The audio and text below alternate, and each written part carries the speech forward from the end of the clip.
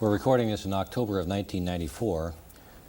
We're talking with A. James Ebel, who was the longtime president and general manager of KOLN KGIN-TV and owned by the Fetzer Corporation. He has also served as a consultant to the Nebraska Educational Television Network. First of all, Jim, we're going to talk about some of the early days of your broadcasting career, but we'll center on Nebraska first. When did you come to Nebraska? I came to Nebraska January 1st, 1954. And what was your opportunity when you came to Nebraska? Well, I came to, Mr. Fetzer had purchased KOLN TV and decided that they needed a better transmitter location, a taller tower, and more powerful transmitter.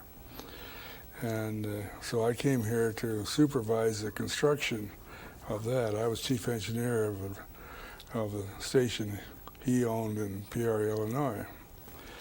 And when I arrived here on January 1st, I got a telephone call from Mr. Fetzer, and he said that the manager of the TV station, which he'd purchased, asked for a contract, and he said he didn't give contracts. He said, if you don't trust me, I don't trust you. And the manager said either or, and Mr. Fetzer said or. So then he asked me if I would manage the station until he could get a manager. And in 1988, I was president general manager, and they hadn't found the manager yet. What was the station like when you came to Nebraska? What was KOLN TV like in those days? Well, it was had real tough going. They were losing about $20,000 a month. And one of the problems, the Omaha stations had been on the air for quite some time, and all the antennas were directed towards Omaha. And the signal from Channel 10 came into town from the rear of those antennas. And so it was necessary for us to start an add-on antenna campaign in order to get the people just so they could see the station. The station's equipment also was not the best.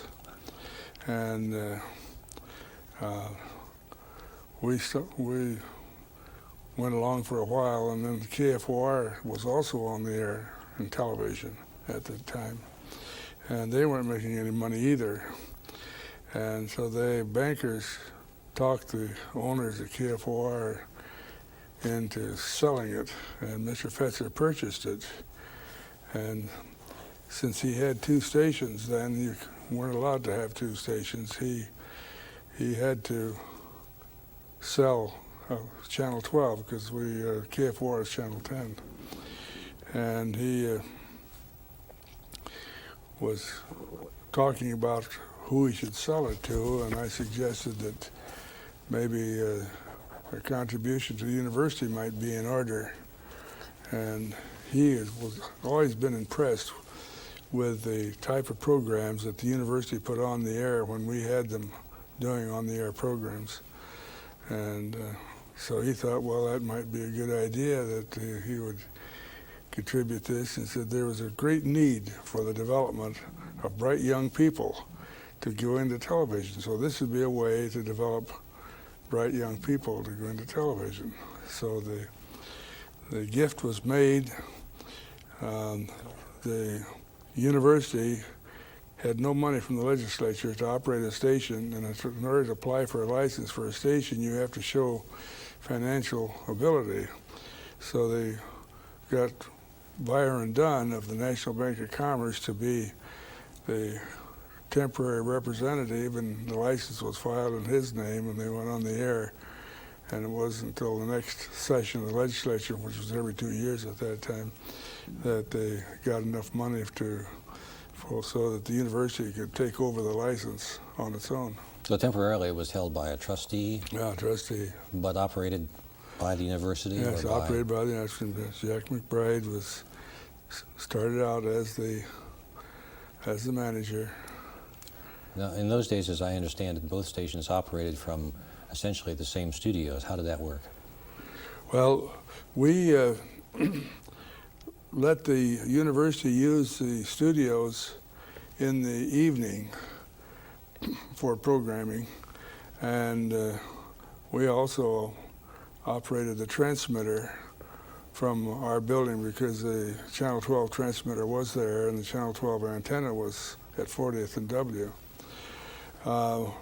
We used the daytime for our use because we were making more money with children's shows and things like that in the daytime than we were in the evening show. So we turned and we had network programs in the evening, so we were able to turn over the operations studio, and our people operated the controls for the university as long as that studio was shared. How long were the studios shared? I can't recall exactly, but I suppose it was about 7 or 8 months. Why was the license from KOL at the end moved from Channel 12 to Channel 10? Well, Channel 10 worked much better. We wanted to put up a tower west of Lincoln so we wouldn't overlap so much with the Omaha stations, because CBS wanted us to do that too. So we moved 20 miles west to Beaver Crossing. And at that location, Channel 10 had less problems with co-channel interference than Channel 12, so Channel 10 made good sense. And we also bought the transmitter and the cameras and everything that was RCA equipment that KFOR had, which was much better than the Dumont equipment that we had. So we upgraded all around by that move. What kind of an expenditure was that for Mr. Fetzer in the 1950s to buy both stations? Well, I don't know what he bought Channel 12 for when he bought it. A group of local businessmen had invested in that because they were going to get rich and they were getting poor real rapidly. So I think he got it at a very good price. And the price with the KFOR, I also don't recall that exactly, but it was not real high because they were in a distress situation as well. What was television programming on the local level like in those days? Well, we had some children's shows. We had farm programs at noon. We emphasized our news. One of the things that really made the station a success is the fact that we had Bob Taylor and By Krasny doing the news, and we were able to establish a news presence that the Omaha stations couldn't do in Lincoln and west of Grand Island, because our transmitter served west of Grand Island. So that was. When did the KOLN tower move to the location west of Lincoln, about 25 or 30 miles? I would say in 1955. What's the signal strength of that area? How far does it go in terms of towns or miles? Well, that tower went out as far as Grand Island. We had good reception in Grand Island and down south to Beatrice and up north around. So we had good coverage with that. We improved that a great deal when a station was licensed on Channel 11, and we knew that a Jacobson channel would create a big problem. So This is the Channel 11 Grand Island license. Yes, it was Ling Temco Vaught who bought that station. They were just going to run movies all the time on it with no other programs but just movies. And I was sent to Dallas to see if we couldn't make a deal. And after about 3 weeks of negotiations back and forth where we made a deal, we agreed to buy cameras from them. They were manufacturing cameras, which were not very good. We call them the green monsters. But we bought that, and we bought a transmitter from them that they had purchased from Ogden, Utah. And we paid them some money. And so we were able to get Channel 11 in Grand Island, and we moved that 30 miles west of Grand Island, the transmitter, so we could expand on to cover more of outstate Nebraska, because our big problem was to build an audience. And we were able to get the FCC to combine the two stations, because we operated as full satellite operation. We did have studios out there, but every program that went on Channel 11 went on Channel 10, and every program on Channel 10 went on Channel 11. So we were able to sell the FCC to recognize that as the Lincoln Hastings Kearney market. And we were able then to get the advertisers to represent that. When we were operating in Lincoln, we were about the 150th market in the United States, and advertisers only bought the top 100 markets. And by getting this combination and bringing in all of that, and we also put translators in all over Nebraska, we were able to get to down to the 70th market, and that got us into national business right away. And that's when we started getting rid of the red ink and turning the corner. That's why they're regarded as a stroke of genius, and you were the person who always is credited with inventing the Lincoln Hastings Kearney market. How did that work in terms of getting that recognition? What did you have to do? Well, the FCC wanted financial reports by markets, and they wanted to make these reports as good as possible. So we were able to, with our attorney in Washington, Earl Stanley, go into the FCC and explain that this combination would make a second market in Nebraska. We were able to talk to the Channel 13 people in Kearney and impress them with the fact that they could become part of a big market.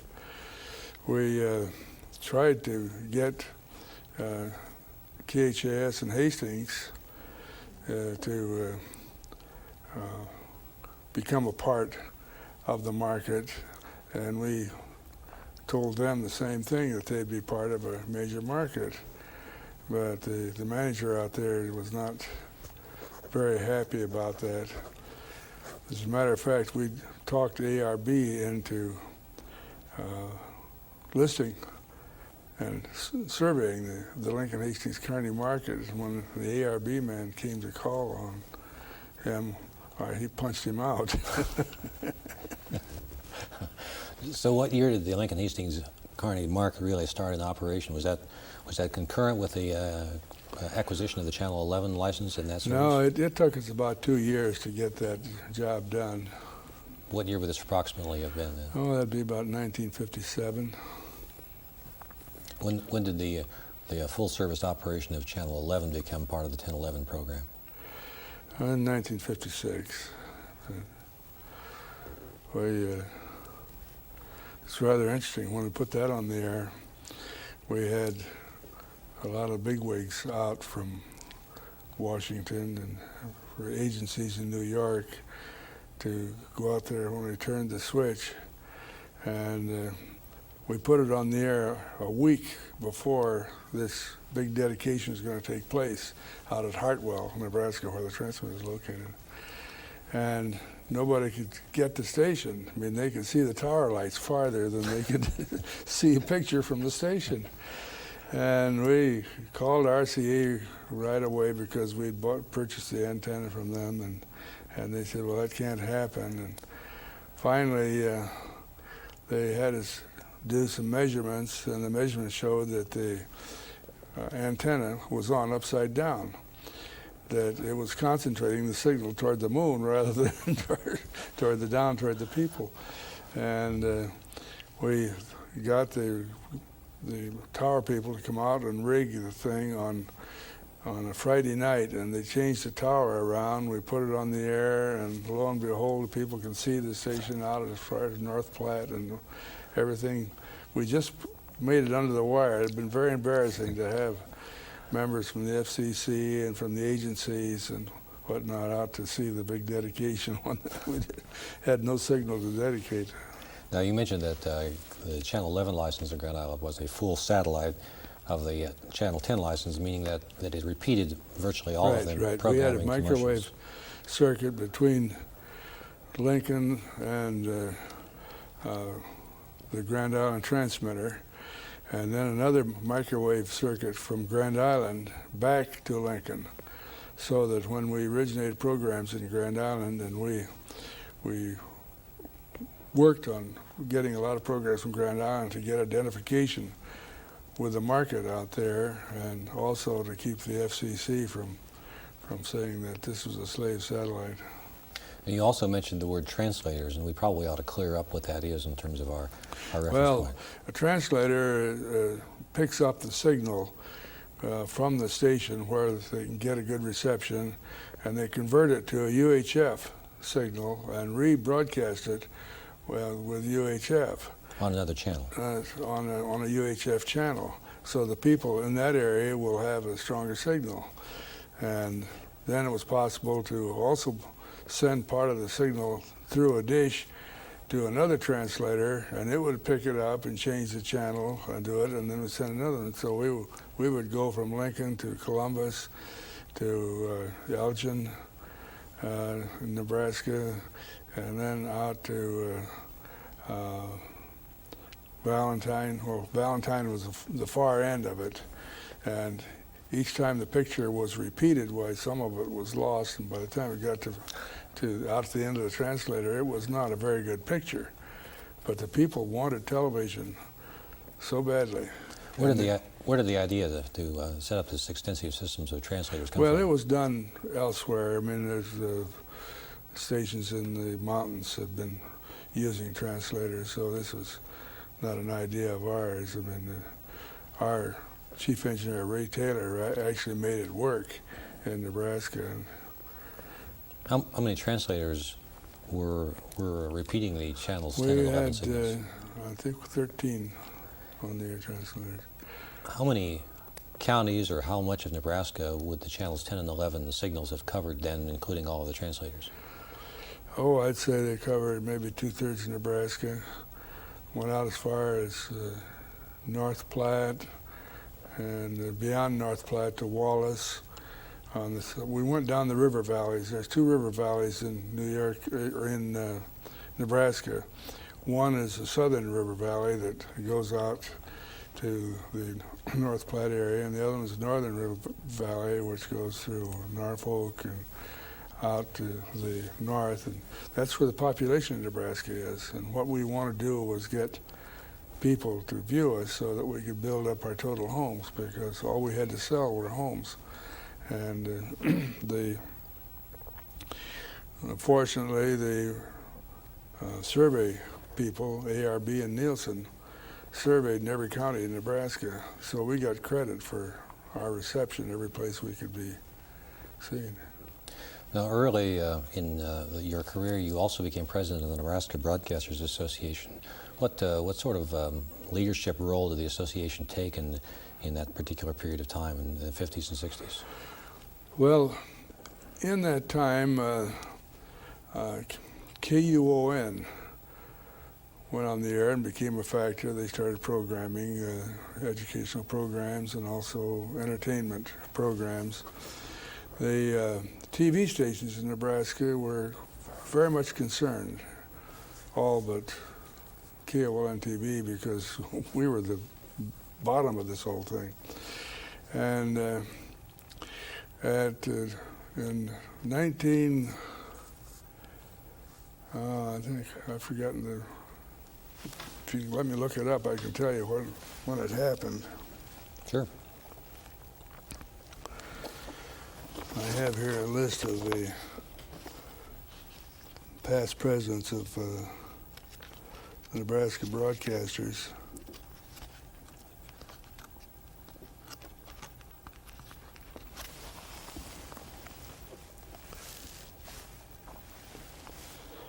I thought. I guess not.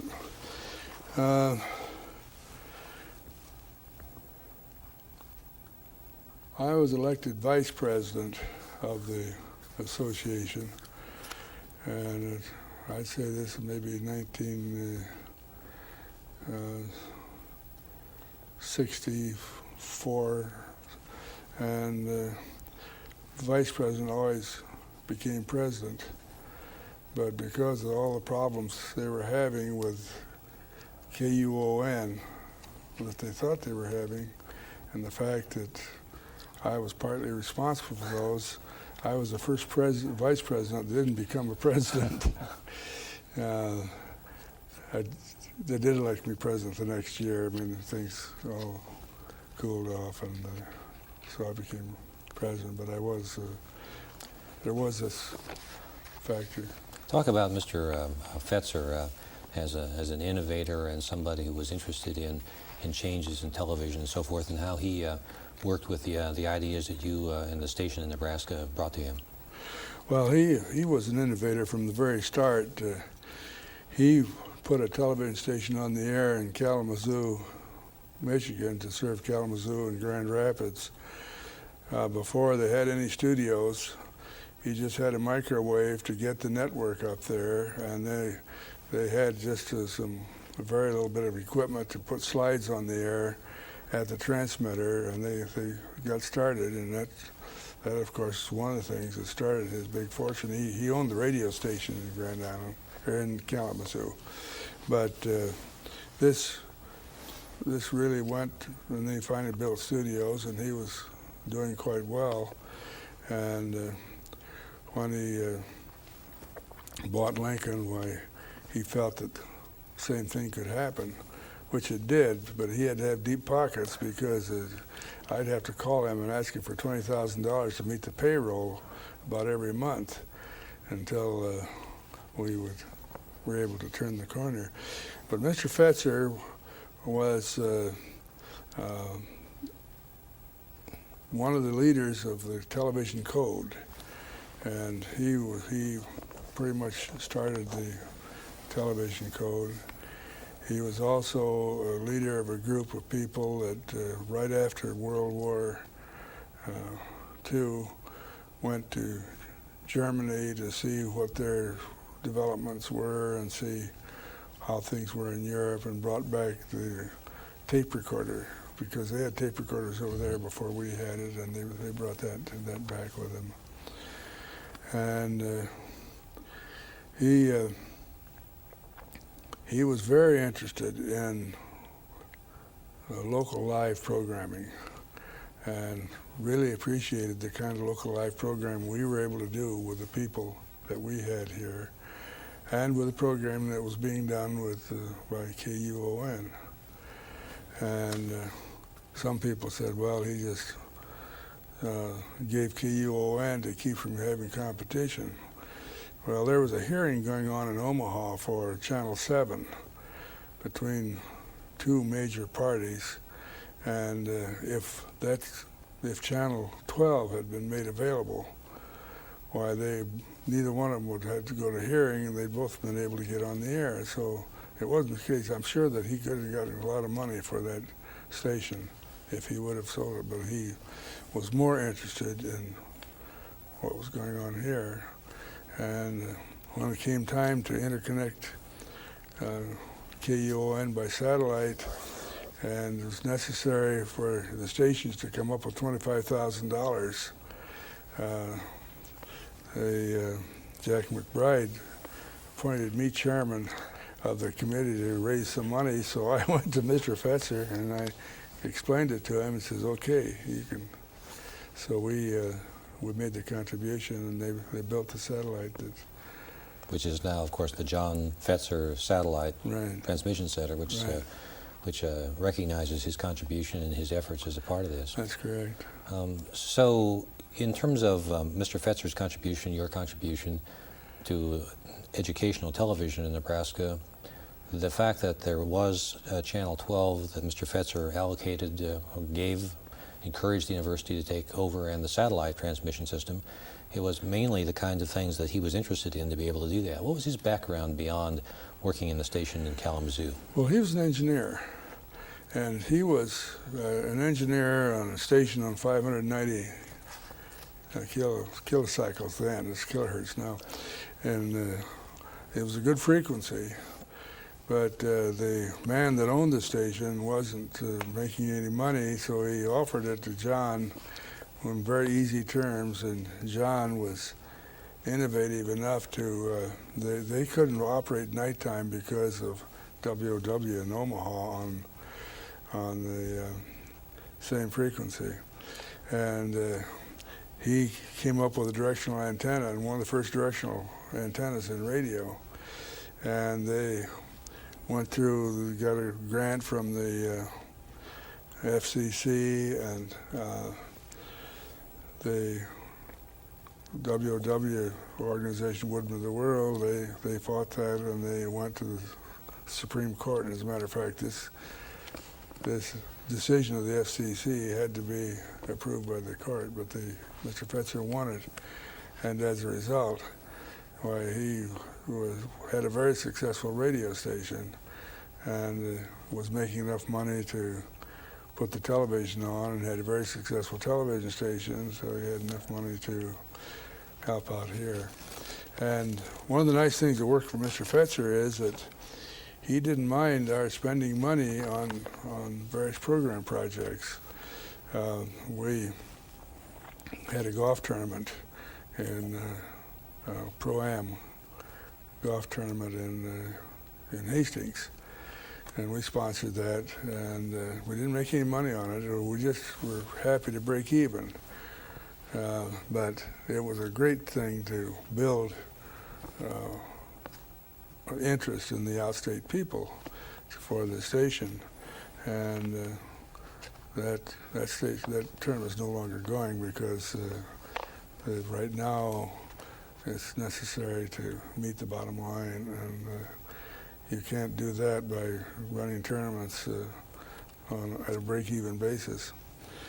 But he was also interested in our broadcasting local events and news events and things of that type. So we were real fortunate to have a man such as Mr. Fetzer, who would be understanding of our proposals to do these things, and we did make money too. We were making pretty fair money when the station was sold.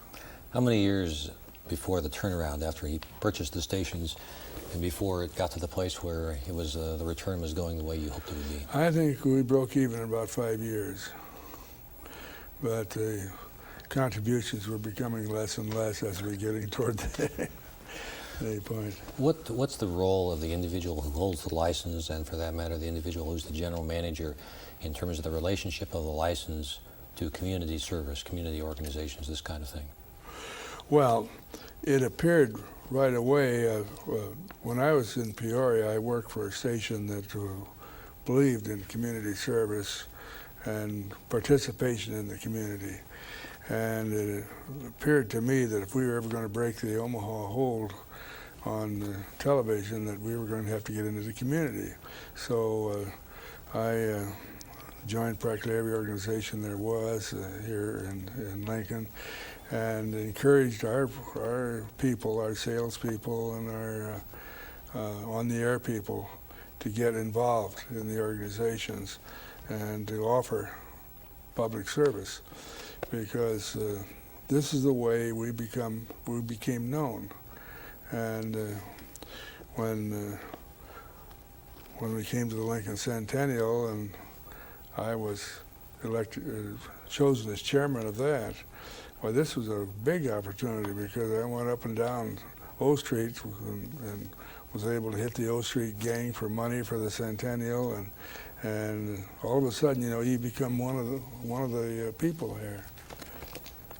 What, in your, since you have a background as an electrical engineer, what's your assessment of the changes in technology, first in the period of the 50s and 60s, where we moved through a period before we got to satellites?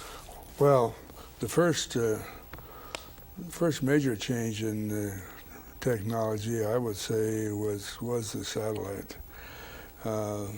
When the Russians put up the first satellite, why we in the United States started scurrying around, and we finally were able to put up what was known as a geostationary satellite, a satellite that appeared to be stationary in the orbit because it was going around the Earth the same rate the Earth was turning. And that was a United States development. The Russians hadn't been able to do that yet. And then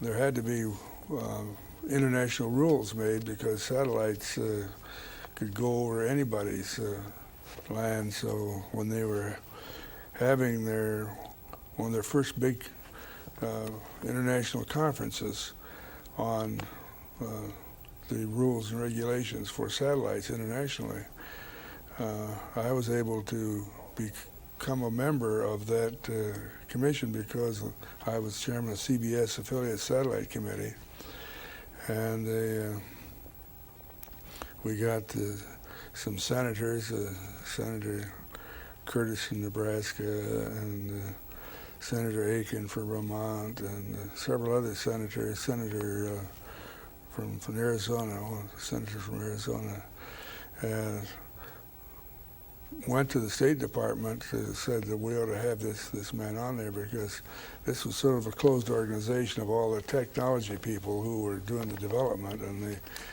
didn't quite see why a broadcaster in Nebraska should be a member of the thing, but I was able to become a member of that, and I worked real hard at that, and was finally recognized by those people as being one of them, and that helped out a great deal. Also, we were able to get things for all the networks to interconnect with their stations by satellite, and then of course PBS interconnected by satellite. So that was the big technological change. Another change that came along was FM. And I was at the University of Illinois at the time FM was developed by Major Armstrong, and I'd had a chance to hear Major Armstrong lecture on FM in New York. So we put an FM station on the air in 1941 at the University of Illinois, which is the first college or university that had an FM station in the United States. We had no receivers, so we bought 10 receivers and had some people from our staff in charge of putting these receivers out to people who would talk a lot. And whenever, particularly when there's a thunderstorm and FM worked perfectly, they were able to put the station on and turn the FM set on and get a good signal, whereas even the local signal was being interrupted by static. So that was a big change. I went to Peoria and talked them into going into FM. Article came out in broadcasting by one of the leading engineers in the country, said that FM is never going to overtake AM, and the whole idea of high fidelity on FM was really not a factor. And so my manager, who had put up the money and gone through a hearing and gotten a license on F1, wanted to know what's going on here, and I had to write a well-documented response, which kept my job. And FM, I called back to that station when I moved my files, when the station was sold, and I moved my files out, and I came across this thing. So I called the station and I said, how's the FM station doing? Because it hadn't made a dime when I'd left in the 10 years that we'd run FM there. He said, oh, gangbusters. I said, well, what do you mean? He said, well, it's about 4 to 1. And then I looked at the station sales, and you can get about 4 times as much money for an FM station as an AM station. And yet, a lot of stations, like WGN, gave their FM license back because it wasn't moving anyplace. And then they had to spend a lot of money to buy an FM station in Chicago so they could have an FM outlet. What do you recall about FM radio when you first came to Nebraska? Well, there were some FM stations on the air here when we came. And FM really hadn't taken off yet when it came to Nebraska. I think that when when the auto manufacturers started to put FM on their auto radios, and when they developed boombox for the young men could put on their shoulders with the two speakers and have rock music. That's what started FM going. I mean, that broke the dam, and then everything started going that way. Let's change our focus just a little bit and talk about some of the programming, the personalities, if you will, that were important to KOLN and KGIN during the period that you were the general manager. Who were some of the personalities that were well received by the audience? Well, we had a sportscaster, Bill King, who went on to, and is still one of the leading sportscasters on the West Coast. Now, our news people, we were able to hold them because we paid them fairly well, and but we had a lot of real fine news people. I can't recall a lot of other people that we sent as talent to the big time, but we had a lot of staff people, like Lynn Gratz, for example, that went on to become KMOX promotion director. She was our promotion director, and then she went to CBS and in the promotion department of CBS, and then she went to a television information organization. And when they decided to close that down, in a year's period, they put her in charge of the whole TIO organization. She's in charge of a publicity organization, and she now is the executive director of the graphics people, the television graphics people.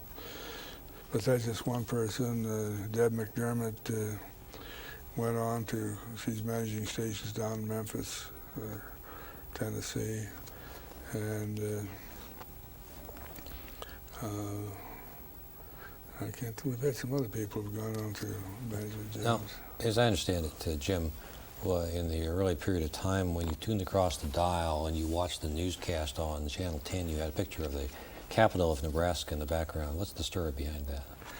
Well, we just wanted to identify ourselves with the fact that we were here where it was all happening. And at that time, the Omaha stations did not have circuits here, so they had to come down here and shoot their film and then take it up there, so that gave us an advantage. And then I think the fact that we kept the same people on the air pretty much as long as possible. Who were some of those news people that were important? Well, Bob Taylor, and then we had Bob Krasny, and then Mel Maines came along, and Mel Krasny, and we had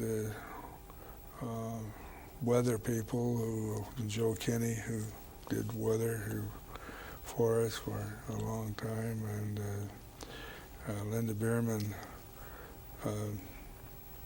did weather for a long time, and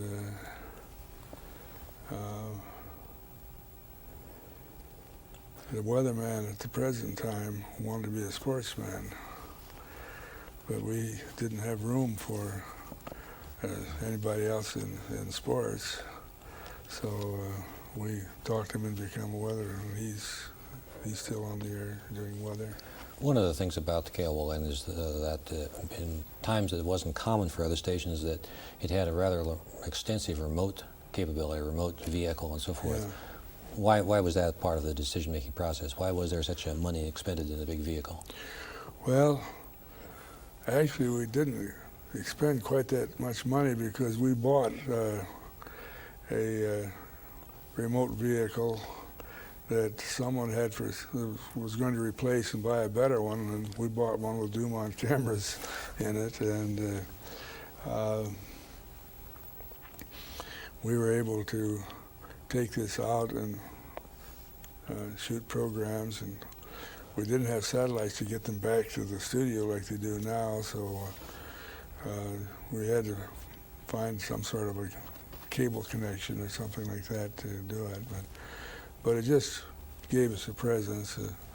What they're doing now is so far in advance what we were able to do because of the equipment and the ability to just go out and set up almost any place and telecast from that. So that's, the technology has improved greatly, and the SNG trucks, I mean the trucks that go around when there's a convention where there may be 50 trucks parked at the convention, all sending their signals back.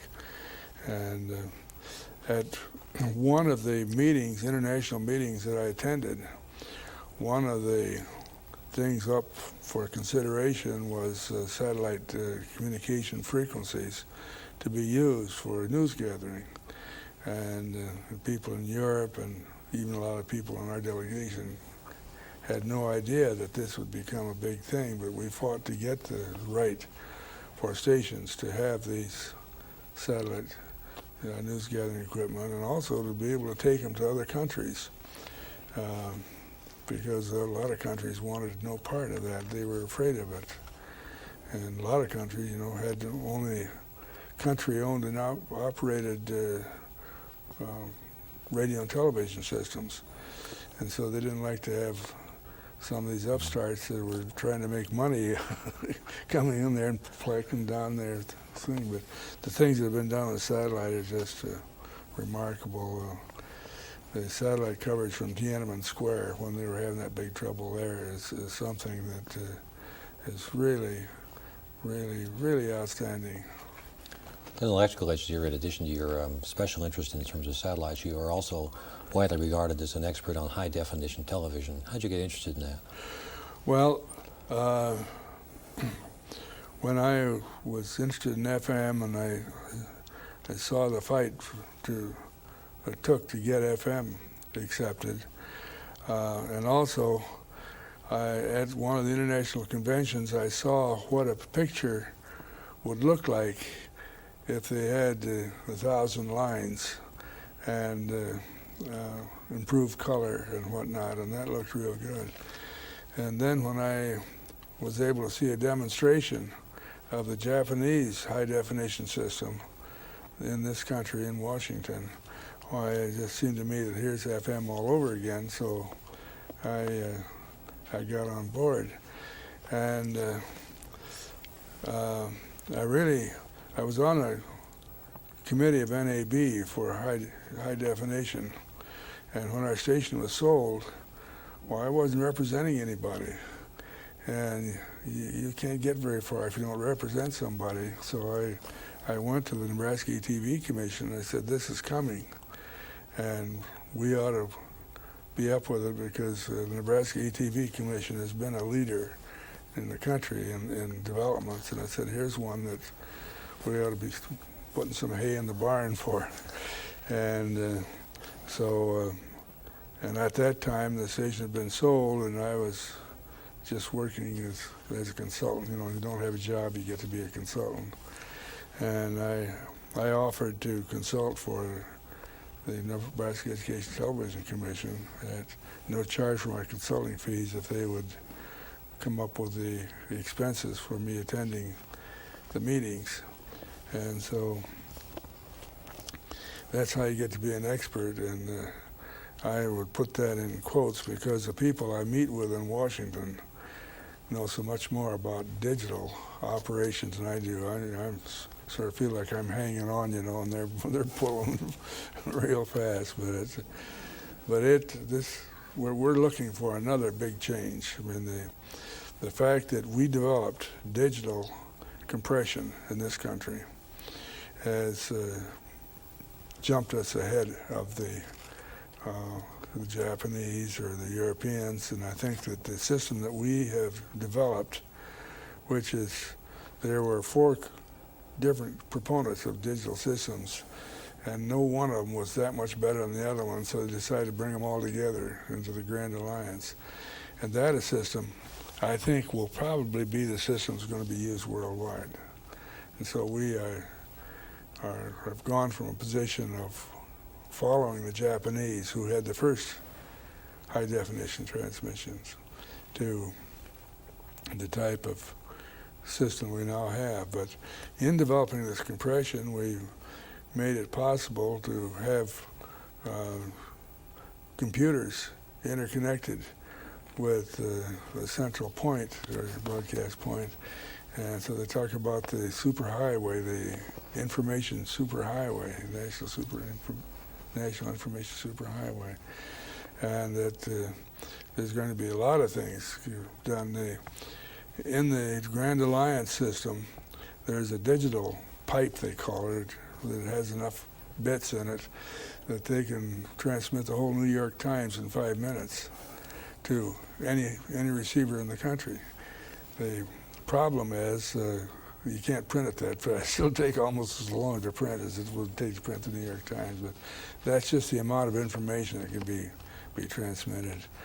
And all sorts of things are going to happen as a result of this compression.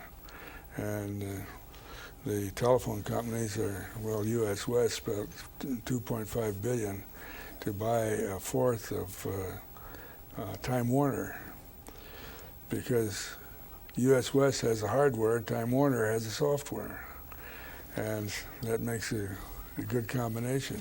Now, you mentioned a couple of times about the fact that they got together on some of the programs, and you also mentioned in reference to your role as a negotiator on behalf of the United States government on the international teams to talk about satellite allocations and frequencies and so forth. Tell me a little bit about how you see the role of the commercial broadcaster, the person with technical expertise, and the government in determining what's possible for the public. Well, that could take an hour, but number one, the spectrum that is used for television and for radio and for shortwave and for international like that is inflexible. There's only so much spectrum from the lowest to the highest. So how this is used is going to make the difference in how many channels that we can have in it. Also the development of fiber optics has made a whole new spectrum, because you have the same spectrum of stuff come down fiber optics you have over the air, and so this is another outlet. It's going to be that almost everybody's going to have some understanding of technology, of how this happens. They don't have to be able to explain exactly how it works, but they got to know what it can do for them to go on. Now, this technology has changed television greatly. I mean, the fact we have cable with 50 to 100, and some people are talking about 500 channels of cable. And if you look at the cable schedules in the newspaper, you'll find out that they're using a lot of broadcast material or movie material for their programs, that there's not too much original material. So the cable and the over-the-air stuff, that's the hardware. The software are the programs.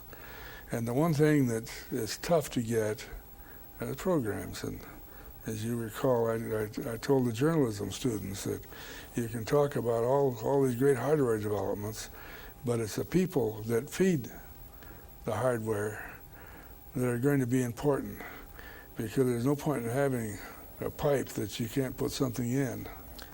How do you see the government as a leader in terms of moving in the right direction in technology over the years that you've been involved, in 25 or 30 years here? Well, the government has started out as being the traffic cop on the spectrum. In other words, somebody had to say what the rules for using spectrum are going to be, and it had to be a disinterested party as far as commercial people are concerned. So now the government has developed a lot of the new technology through NASA, for example, and our drive to catch up on satellites, a lot of technology was funded by the government, and it came out of the government. And our military developments have a lot of technology developments in them. The one problem that's a bothersome problem is that people in the government would like to say what you put on the spectrum. And the Constitution's got a statement that maybe this is not the place for government. And when you have some pretty raunchy programs, which I've got to admit they're on television, it's awfully easy to say you ought not to allow those. But there's no way to draw the line. I mean, where do you draw the line? And if you're a government body and you want to start drawing lines, the tendency would be to keep pushing the line back this way, and the freedom of expression would go down the drain. So this is one of the real tough things to battle. We had a code, you know, Mr. Fetzer came up with a code that the broadcasters, and I was on the code board, and I wrote part of the new writings on the code board. But the government, the code said how much commercial time you could have in prime time and how much commercial time in non-prime time. And the government said that this is anti-competitive because in the little markets they don't get as much for their time, so they should be able to run more. And what they did is they threw the code out. And I compare this to professional football or to any football. Football couldn't be played unless the owners or the college presidents or somebody got together and say, here are the rules we're all going to play by. Somebody has to, because if you're in a real competitive thing, and if you can get an advantage by going over the line, why, that's going to go. Well, that's happened in television. I mean, the amount of commercial time is far in excess what the code would have allowed. And that hasn't helped television. I think the loss of the code was definitely, and the only thing code had to enforce it was the code seal. They would say that if a station didn't observe the code, they couldn't put up this, say, we are members of the television code. And that was doing the job fairly well. But a lot of the TV shows when they're on the air now can never get on the air with the code. I mean, the language that's being used. So and when it comes to the courts saying what's obscene, they can't define obscene because where's the limit? So, Jim, we're coming close to the end of the time that we've asked you to spend with us. So is there something that you'd like to talk about that we haven't covered, please? Well, one thing, when I first came to Nebraska, I got my license when I was a junior in high school. And when I graduated from high school, it was in the middle of the Depression. So I wrote letters to stations all over the Midwest saying what a great engineer I would be for them. And a lot of them were in Nebraska. And when I came to my first Nebraska broadcasters meeting in Beatrice, here were a lot of the guys I'd written letters to that were nice enough to write back and said, well, thank you for this, but we have no present openings. But I see all these people and all of these, and to me, these were the big names. And here I was, sitting right in the midst of them.